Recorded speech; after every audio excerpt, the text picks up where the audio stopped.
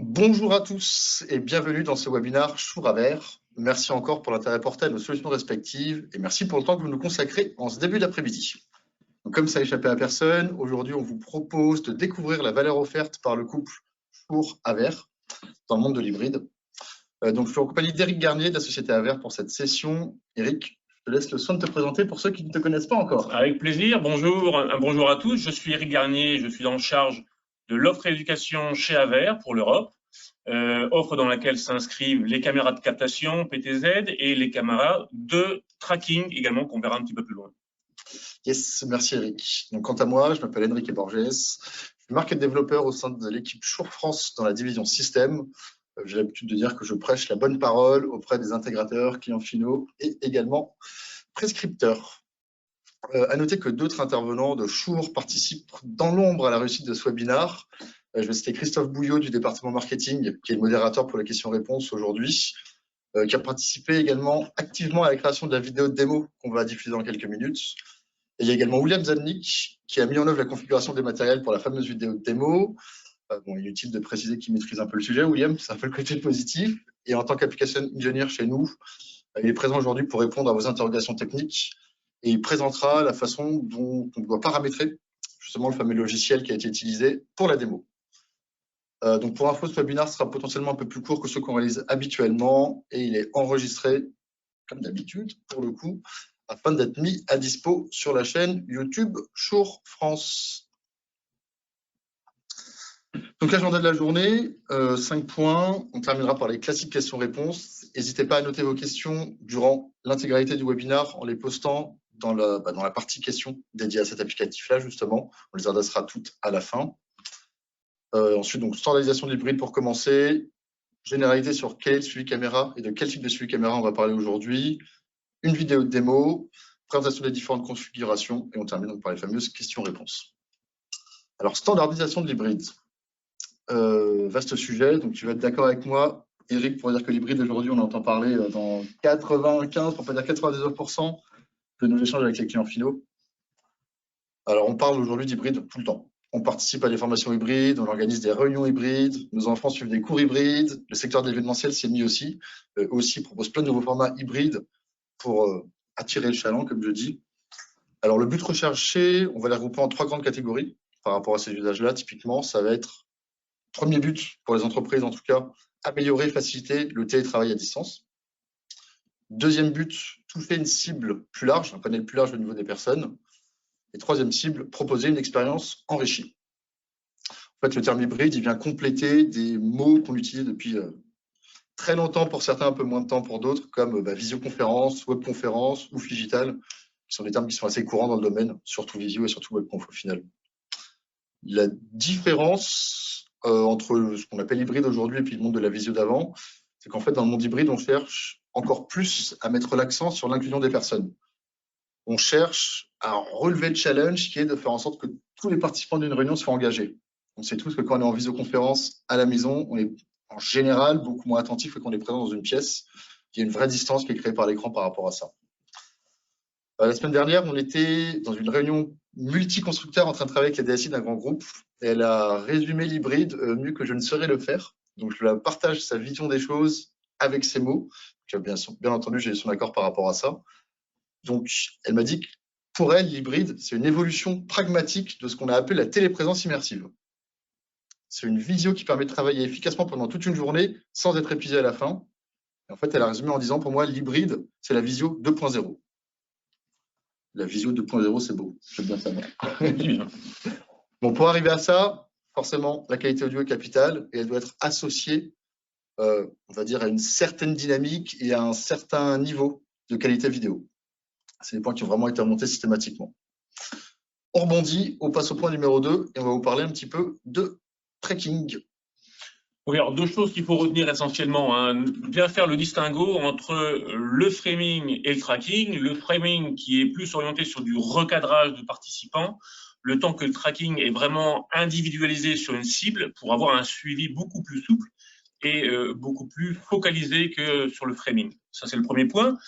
Et puis, vous rappelez simplement que chez Aver, il y a 2 types de tracking. Nos caméras en elles-mêmes emportent une solution de tracking vidéo qui est liée à du déplacement de personnes, le temps que les solutions de tracking audio qu'on va voir aujourd'hui avec la combinaison avec les solutions Shure combinent une caméra Aver standard avec un système micro, avec un principe d'asservissement de preset caméra au micro. Pour imager le tout de façon très primaire, ce qu'on appelle le suivi caméra à la voix, donc le voice tracking, comme disent beaucoup, au final, c'est ça. Je pense que c'est beaucoup plus efficace. Souvent, un long dessin vaut mieux qu'un long discours. Absolument, absolument. Un long dessin vaut mieux qu'un long discours. Ouais. Donc voilà pour le principe de suivi caméra à la voix, pour ceux à qui ça ne parlait pas encore. Voilà, 2 grandes solutions, j'allais dire, en fonction du matériel qu'on va utiliser chez Aver. 2 types de logiciels. Un logiciel qui s'appelle l'Aver PTZ Link et l'Aver PTC App 2, qui concernent 2 catégories de caméras, mais qui ont le même principe, la même philosophie de fonctionnement d'asservissement de caméra. C'est exactement la même chose. De quoi on a besoin? Eh bien, tout simplement au niveau, j'allais dire, du système d'exploitation, on est soit sur un système OS, soit sur un système Mac, tout simplement. On a besoin d'être connecté, j'allais dire, soit en IP sur les versions PTZ Link, soit en IP ou en USB sur les versions PTZ App 2. Et puis, on a la possibilité d'utiliser beaucoup plus de solutions de micro Shure avec PTZ Link, car je vous rappelle qu'il est compatible avec le P300 et IntelliMix Room. Voilà, vous retrouverez toutes les informations qui sont liées aux caméras Aver, bien évidemment, sur le site avereurope.com. Si je dois faire un complément par rapport à ça, on va dire que la solution PTZ Link est beaucoup plus évoluée que la solution PTZ App 2. Alors, chacune travaille avec son type de caméra. L'avantage de PTZ Link, c'est qu'on va pouvoir traiter encore une fois plus de produits Shure dedans. Et surtout, on va pouvoir créer 5 couples, 5 associations entre une caméra et un micro. Mais ça, on vous le présentera en détail par la suite. De toute façon, c'est le but de la démo d'après. Voilà. Le principe de suivi vidéo qui est basé sur la voix grâce au PTZ Link fait qu'on va transformer une caméra standard en caméra de suivi vocal, en combinaison, on l'a dit, avec les systèmes de micro Shure MXA, MXW ou MXCW. Je te coupe volontairement. Donc, le discours qu'on tient, la présentation d'aujourd'hui, on va la focaliser sur PTZ Link. PTZ Link est une solution un peu plus évoluée que celle de PTZ App. On vous présente forcément le panel le plus complet possible. Donc, au niveau des systèmes qui sont compatibles avec PTZ Link, donc il y a les MXA, toute la gamme MXA, la gamme MXW et la gamme MXCW. À noter que pour PTZ App, ça concerne uniquement la gamme MXA. Donc aujourd'hui, le focus va être mis sur PTZ Link. Absolument. Un petit point à rajouter peut-être aussi, c'est qu'il faut bien considérer que quelle que soit la salle, la taille de la salle, il y a très peu de clics qui sont nécessaires pour pouvoir réaliser un processus de suivi audio, de voice tracking éventuellement. Donc c'est une configuration qui est extrêmement simple, et extrêmement facile à mettre en œuvre et très rapide. Et puis il n'y a pas besoin d'avoir de complémentaire. C'est un simple soft installé sur un PC. Pour vous présenter la façon dont ça fonctionne, on avait à l'origine prévu quelques slides pour défiler les différents contextes, je vais dire, pour la partie paramétrage. Et au final, on a changé d'avis et on va passer la main à William qui va pouvoir nous présenter en live la façon dont ça fonctionne. Alors, William, je te donne la main. Tu me dis si c'est bon pour toi.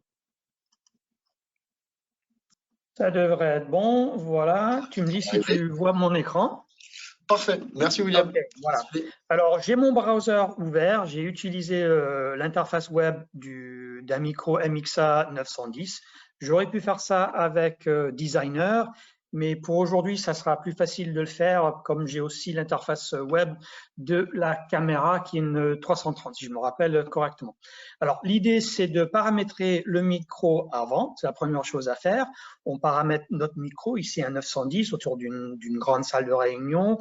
J'ai positionné 8 lobes vite fait ce matin pour vous montrer les 8 lobes tout autour d'une salle de réunion.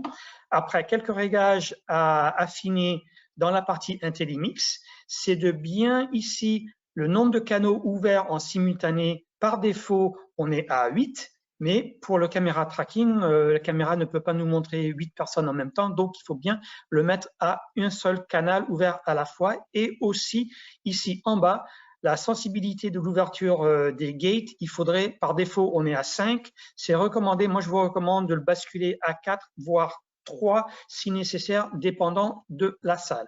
Alors j'ai positionné mes lobes 1, 2, 3, 4, 5, 6, 7, 8 contre le centre de la montre autour de la salle. Maintenant, je vais sur la partie caméra, interface, et je cale mes différents presets. Alors, je peux bouger mes différents presets, voilà, j'ai les différentes presets, et ce que j'ai fait, j'ai positionné 1, 2, 3, 4, 5, 6, 7, 8 autour de la salle. Bon, c'est mon salon, désolé, c'est un petit peu le bazar, mais c'est comme ça, c'est tout ce que j'avais comme grande salle. Alors, ça, on fait autour, voilà. Et une fois qu'on a fait ça, ben, on lance PTZ Link, l'application. Et voilà le PTZ Link. Alors, il nous faut l'adresse IP de la caméra qui est, si je me rappelle bien, 54. Alors, je vais revenir ici, 54, l'application. On renseigne l'adresse de la caméra, le compte qu'on avait mis quand on l'a paramétré, le mot de passe, hop, l'adresse IP du micro, voilà, .48, on peut lui donner un nom, pourquoi pas le nom du micro lui-même, voilà, on fait un link, et voilà, c'est bien marqué « Device has been successfully paired ». Alors, ça veut dire que l'appairage est correct. Maintenant, on doit associer, on voit les canaux de 1 à 8, et on a juste besoin d'appairer le preset qui fonctionne correctement avec l'emplacement du lobe vis-à-vis le preset, et moi j'avais fait caler preset 1 vers le lobe 1 et ainsi de suite. Voilà, je continue, 8, 7, et le petit dernier, 6, et puis voilà, c'est fait. Alors si vous voyez là sur le côté, je vais décaler ça un petit peu, vous voyez les petits symboles ici, audio côté canaux 8, et vous voyez bien que le canal 8, le lobe 8 est ouvert. Si je bouge et j'active un autre lobe, voilà, vous voyez que ça a basculé et la caméra suit correctement ce qui se passe dans la salle. Voilà, c'est tout. C'est aussi simple et aussi vite que ça. Tu peux reprendre. Merci William, simple, efficace, et merci pour la visite de ton salon, c'était très sympa. Hop, alors je relance le partage pour qu'on continue dessus. Donc la configuration qu'en fait William vous a montré au final, ça revient à ce qu'on a sous les yeux, ce qu'on appelle la configuration type 1 chez nous, avec une caméra PTZ. Dans cette configuration-là, on utilise 3 produits Shure. En l'occurrence, notre micro-plafond, le MXA 910. Alors le but de la présentation d'aujourd'hui, c'est pas de parler des produits au sens propre du terme, on va vraiment focaliser tout sur la partie software et la valeur ajoutée du tracking vidéo associé sur la partie audio, donc je vais passer très vite sur les produits. Donc micro-plafond MXA 910 avec les fameux 8 lobes que William nous a montré. On utilise pour toute la partie traitement audio le P300. Donc en fait, on va faire un réglage au niveau du MXA 910 dans l'interface web, comme montré William tout à l'heure, qui va être utilisé uniquement pour la partie tracking. Et ensuite, on a un autre réglage audio qui va être fait sur ce processeur-là. Ça permet de décorréler les deux et de ne pas être contraint au niveau audio par rapport à la partie vidéo. Et on a également les enceintes MXN5 qui sont utilisées pour la restitution de la voix. Alors, je vous montre cette configuration-là. Donc, on a vu la partie paramétrage, j'ai envie de dire, du côté William, pour le coup. Et on va pouvoir vous présenter une vidéo qui utilise la solution au sens propre du terme. C'est-à-dire que c'est une configuration qu'on a réalisée chez nous en mode salle de classe avec les personnes de chez Aver. Dans la configuration, vous avez exactement ce que vous avez sous les yeux. Comme ça, c'est très simple et c'est très parlant. Donc, je vais demander à mon collègue Timo de pouvoir la démarrer.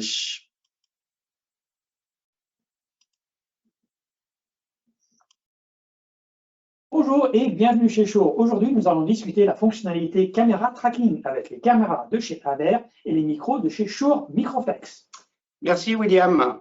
De fait, cette fonctionnalité est disponible avec 3 gammes de micros chez Shure, notamment la gamme MX Advance ou Microflex Advance, avec le MXA 910 célèbre micro-plafond et son petit frère, le MXA 310 micro de table. Elle fonctionne également avec la gamme Microflex Wireless de micro sans fil et la gamme de conférenciers sans fil MXC-W. Aver est le seul fabricant de caméras à proposer des logiciels permettant de connecter des caméras PTZ avec des systèmes de micro. Désormais, avec un simple software et un simple paramétrage en un clic, vous pouvez bénéficier de la fonction de caméra à la voix dans une salle. Vous pouvez profiter de la technologie la plus évoluée, extrêmement rapide à mettre en œuvre et très économique pour pouvoir garantir à vos réunions un maximum de productivité grâce à une association inédite audio-vidéo. Mais comment ça fonctionne? Est-ce que tu peux nous l'expliquer, Guillaume? Oui, Eric, bien sûr. En fait, il suffit de sélectionner le bon logiciel, de l'installer sur son ordinateur, donc soit sous Windows, soit sous Mac. Ensuite, on appelle en IP les appareils qui composent la salle, les caméras et les micros. On définit des presets caméras, on les associe à des presets micros et on peut réaliser jusqu'à 8 associations de presets. Oui, et un petit plus si vous le souhaitez, vous pouvez également choisir de régler manuellement le délai de déclenchement des caméras en fonction du son.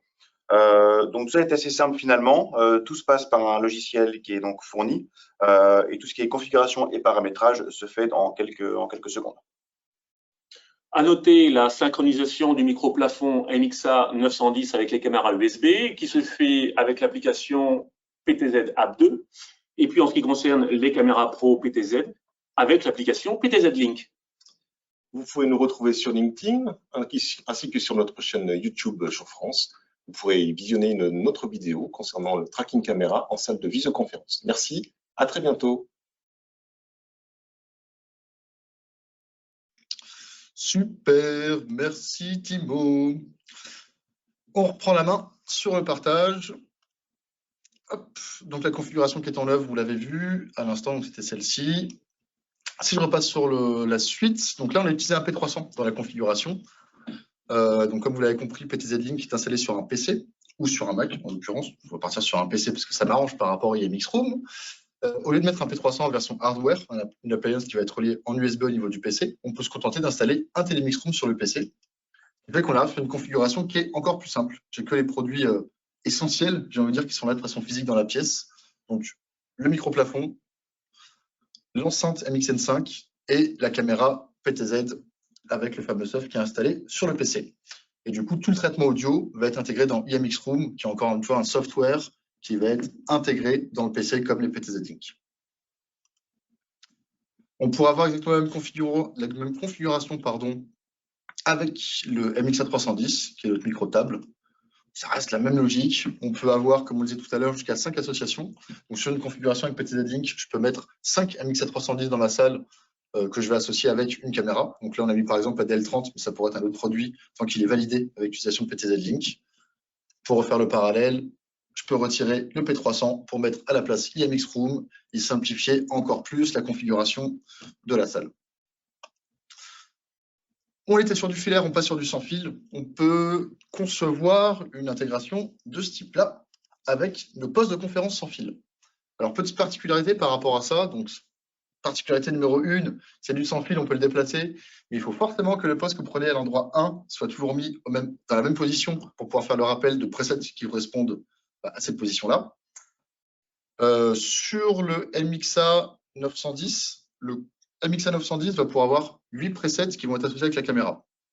Sur le MXCW 640, on ne va pas avoir 8 presets sur le micro, mais on va pouvoir créer des couples de micros. Quand je dis des couples de micros, c'est que je vais faire des sortes de groupes. Dans un groupe, je peux avoir entre 1 et 10 micros, à moi de le définir. Le but étant d'avoir quelque chose qui soit cohérent au niveau des rappels des presets. Je ne suis pas forcé de venir zoomer sur une personne uniquement. Donc, si je suis à côté d'Eric, typiquement, on a chacun notre poste de conférence. Quand Eric appuie sur son bouton ou quand j'appuie sur mon bouton, c'est pas choquant d'avoir une prise de vue caméra qui nous prenne en compte tous les deux. Pour illustrer ça, on va vous montrer toujours pareil. On peut le faire avec un TeleMix Room, pas la peine d'avoir un P300. Ça, c'est une étude de cas qui a été réalisée sur laquelle une vidéo est à disposition. Et là, aujourd'hui, on va juste vous montrer le principe avec cette photo. Donc, c'est London School of Economics and Politics Science. Alors, chez ce client-là, dans cette salle-là, typiquement, il y a 5 rappels de presets de caméra qui ont été planifiés. 6 rappels, pardon, de presets de caméra qui ont été planifiés. Vous avez 2 orateurs qu'on va qualifier de VIP, qui sont les 2 postes de conférence qui sont sur l'avant, où là, chaque poste est associé à un preset de cam. Donc, on va vraiment venir zoomer sur la personne de près, j'ai envie de dire. Et ensuite, côté gauche de la salle, c'est coupé en 2 presets de caméra. Côté droit de la salle est coupé lui aussi en 2 presets de caméra.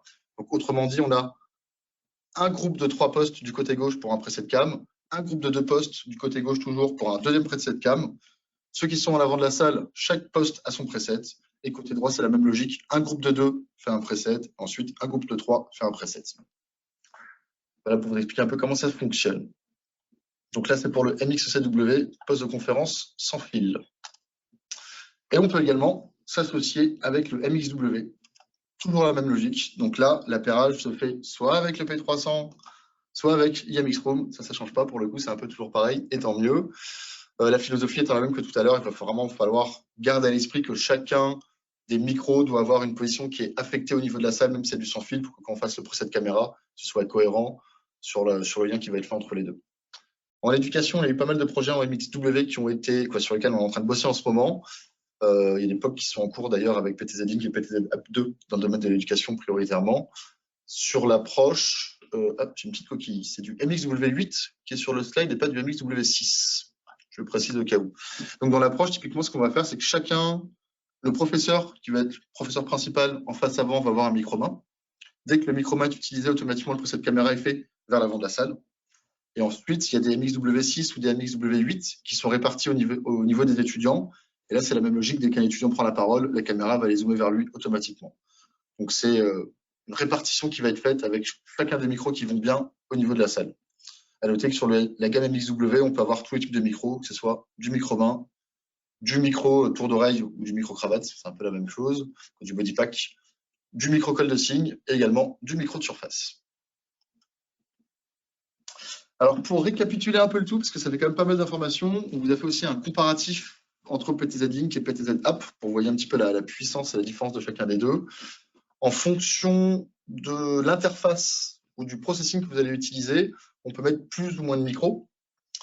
Donc PTZ Link est la solution la plus évoluée. La solution la plus économique reste de le traiter avec un ANI USB Matrix. C'est un simple extracteur audio. Dans ce cadre-là, par contre, la seule configuration que vous pouvez mettre en place, c'est celle avec un MXA910. Sur les autres, je ne vais pas vous le détailler, je ne vais pas vous relire le tableau, vous l'avez sous les yeux. À noter encore une fois que sur MXW, c'est 8 micros maximum en sans fil, et sur MXCW, on peut mettre plus de 8 micros. Par contre, on pourra créer que 8 groupes. Ça, c'est pour la version PTZ Link. Et si je vous mets la PTZ App, c'est forcément plus restreint, vu qu'il y a uniquement la gamme MXA qui est intégrée. Et en version PTZ App, vous ne pouvez faire qu'un couple d'appairage en termes de produits, là où sur le PTZ Link, on peut monter jusqu'à 5. Voilà pour la présentation. On va attaquer les questions, si vous voulez bien. Juste un petit complément, Henrik, un petit complément d'information à vous signaler que ce soit le PTZ Link ou que ce soit le PTZ App 2, ce sont deux solutions logicielles qui sont en libre accès, ce qui veut dire que c'est totalement gratuit. À noter que dans l'évolution de la solution, on va avoir un PTZ Link nommé Premium qui va vous permettre très prochainement de pouvoir faire de l'auto-switching entre deux caméras et d'avoir une communication automatique. Pour avoir un changement de prise de vue si c'est nécessaire. Voilà, c'était le petit complément d'information que je voulais apporter. Que je t'ai pas laissé dire pendant la présentation. Mais maintenant, je l'ai glissé. Tout va bien. Donc oui, cette notion de PTZ Link Premium va vraiment apporter encore plus de valeur ajoutée par rapport à la solution d'aujourd'hui. Le fait d'intégrer le swap automatique, c'est vraiment quelque chose d'assez… Voilà, ça sera monétisé sous forme de licence, la PTZ Premium. Donc PTZ App 2 reste gratuit, PTZ Link reste gratuit, et par contre, tu auras une PTZ App Link Premium qui sera plus évoluée. Parfait. Ah, on a retrouvé William avec nous. Bonjour William, l'âme de l'ombre, qui est en lumière aujourd'hui. Alors, on va commencer à adresser les différentes questions qu'on a reçues au fur et à mesure. Question numéro 1. Alors, est-ce que l'application PTZ App 2 doit toujours être active en arrière-plan pour que le suivi automatique des caméras fonctionne? Oui. Dans les deux cas, PTZ App 2 ou PTZ Link, c'est un logiciel qui doit tourner sur un PC en arrière-plan qui fait la connexion entre la caméra et le micro ou le P300. L'intelligence n'est pas embarquée dans la caméra. C'est valable pour PTZ App 2 et pour PTZ Link. On a une question assez similaire dans la logique. Donc, il faut bien qu'il y ait un PC qui soit à disposition sur lequel on va installer le software qui va tourner en tâche de fond. Après, on choisit de l'activer ou non. Typiquement, avec PTZ Link, il y a un petit clic à faire si vous voulez activer le tracking automatisé pour la partie voice. Voilà, mais ça tourne. C'est un logiciel qui est en train de fonctionner systématiquement. La durée de passage d'un preset à un autre est de combien dans la configuration présentée par William? William, la démo? Ouais, la petite config que j'avais fait, en live, je l'avais mis à une demi-seconde, mais dans l'application, ça se gère non, je l'avais à 1 seconde. En fait, c'est 1/2, 1, 2, 3, 4 ou 5 secondes de délai avant que ça change. Ça, c'est paramétrable, ce qu'on appelle le trigger. Vous pouvez choisir le délai qui va être utilisé entre l'un et l'autre. Encore une fois, c'est-à-dire entre le passage d'un preset 1 et d'un preset 2. Et on peut aussi choisir le délai pour revenir à la position par défaut de la caméra. Ce n'est pas une position qui est... L'association preset 1, preset 2, preset 3 peut être fait avec un timing relativement court. Et souvent, les gens nous demandent que le timing soit un peu plus long pour revenir à la position par défaut, pour créer quelque chose d'un peu plus vivant. Alors, dans une salle BYOD où les périphériques se récupèrent en USB, quelles sont les solutions pour que le suite caméra soit intégré? Chaque utilisateur ramène son PC, mais la PTZ n'est pas installée. Eh bien, la solution, c'est une solution historique. Alors, historiquement, ça se faisait avec un automate, avec du programme, etc., etc. Sur les salles en BYOD, ça reste encore le standard. L'autre solution, c'est d'avoir un PC qui soit installé, je vais dire, ailleurs, parce que l'application PTZ Link parle en IP avec les deux produits. Donc, rien ne vous empêche d'avoir un PC qui soit installé mais pas forcément utilisé dans la salle pour faire de la visioconférence. Et ce PC-là peut jouer le rôle, je vais dire, d'automate, en quelque sorte, à condition que quelqu'un lance l'application pour qu'elle soit fonctionnelle à ce moment-là. Donc, c'est vrai que c'est pas forcément l'usage standard aujourd'hui. Quand je dis pas l'usage standard, c'est que le BYOD n'est pas forcément le scope premier qui avait été imaginé. En France, on a encore un petit peu de temps pour en arriver là. J'entends avoir des PC qui soient répartis dans différents endroits dans un bâtiment pour faire fonctionner cette chose-là. Je pense que tu es en phase avec moi, William, là-dessus. Absolument. C'est plus pour de la salle à demeure aujourd'hui. Si personne ne parle plus, est-ce qu'on peut dire à la caméra de dézoomer pour avoir... Oui, c'est ce que je disais tout à l'heure. C'est une notion de retour. Alors, j'aurais pu poser la question jusqu'à la fin. Si les personnes ne parlent plus, est-ce qu'on peut dire à la caméra de dézoomer pour revoir toute la salle dans sa globalité et éviter de rester figé sur la dernière personne qui vient de parler? C'est ce qu'on appelle le retour au preset par défaut, au preset 0, et c'est encore une fois un timing qui est différent, qui est paramétrable. Sur les MXA, la détection se fait par lobe. Sur les MXA, oui, je confirme. Qu'est-ce qu'on a d'autre comme question? Alors que je regarde autre chose, tac, tac, tac. Ah oui, petite précision qui n'est pas forcément... Je n'avais pas forcément parlé, parce qu'on a d'autres, on a des non-francophones qui nous suivent également. On transmettra l'ensemble de vos coordonnées à nos collègues, que ce soit en Belgique, en Suisse ou au Maghreb, pour qu'ils puissent adresser vos demandes. Pas d'inquiétude par rapport à ça. C'est systématique, c'est vrai qu'on ne préside pas, mais c'est un peu toujours le cas. Ouais. Alors, peut-on associer plusieurs caméras? Sur PTZ App 2, c'est une seule caméra, c'est un seul couple qu'on peut créer. Par contre, sur PTZ Link, vous pouvez créer 5 couples. Voilà. Ça peut être des couples avec... On peut avoir 5 micros, une caméra, comme on peut avoir 5 micros, 5 caméras, comme on peut avoir 5 caméras et un micro. Tout est gérable par rapport à ça. À noter que sur la version actuelle de PTZ Link, par contre, le swap d'une caméra à une autre, la sélection de source d'une caméra à une autre, n'est pas intégrée. Ça sera sur la version premium qui arrivera pour PTZ Link. Absolument, qui est prévu normalement d'ici mai-juin. Où peut-on trouver la liste des caméras compatibles avec PTZ Link?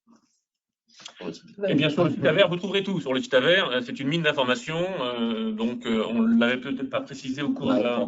Pas encore, effectivement. Vous avez l'avantage que vous avez un large panel de solutions qui peuvent être appliquées. En ce qui concerne le PTZ Link, on commence donc avec les solutions type de caméras de captation qui sont en l'occurrence PTZ 310-330, qui sont des caméras de captation qu'on peut asservir au système micro. Et puis ensuite, vous avez toute une gamme également de caméras dédiées tracking chez nous, qui font du tracking vidéo, mais bien entendu que celles-ci peuvent également être asservies à un système de micro. Donc, on a un large panel de caméras à ce niveau-là. Et puis après, en ce qui concerne PTZ App 2, vous avez effectivement un certain nombre de références qui sont compatibles. Je vous invite à rejoindre le site avereurope.com pour les découvrir. On a un paquet de questions, je pense qu'il va falloir qu'on fasse un petit peu de tri dessus. Alors, les questions auxquelles on ne répond pas aujourd'hui ou de suite, on vous enverra les compléments par mail avec les réponses, parce que là, on a vraiment beaucoup de questions aujourd'hui. Y a-t-il une API pour PTZ App qui permet d'activer le tracking via un automate tiers? William? Une API, alors, à mes connaissances, il n'y a pas de API pour le logiciel PTZ Link ou PTZ App 2, mais par contre, Aver a une API pour leurs caméras eux-mêmes, comme ils sont pilotables soit en RS, soit en IP, dépendant du modèle.